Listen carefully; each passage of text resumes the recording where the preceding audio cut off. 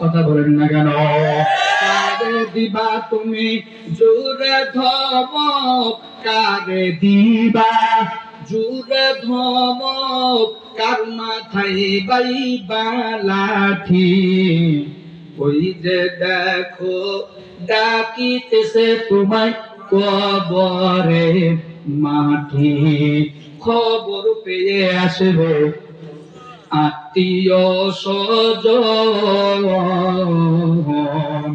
চারিপাশে বসে কারা করিবে ক্রমন্দন। সাজাইবে তোমায় মনের মতন, সাজাইবে মনের মতন, কি সুন্দর পরিপাটি।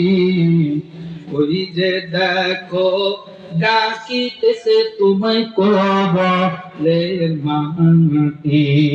ঘুইরা মরো তুমি মায়ারি পিছে,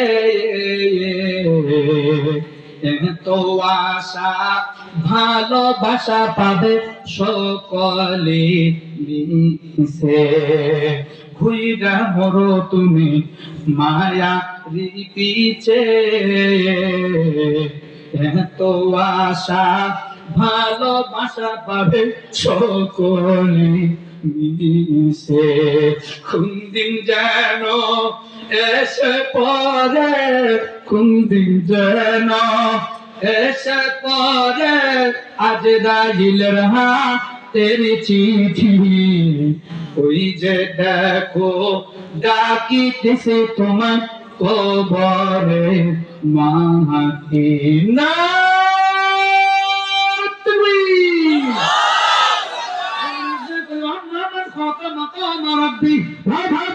শেষের দিকে নিজের নিজের আদালতে নিজে দাঁড়ায় যান।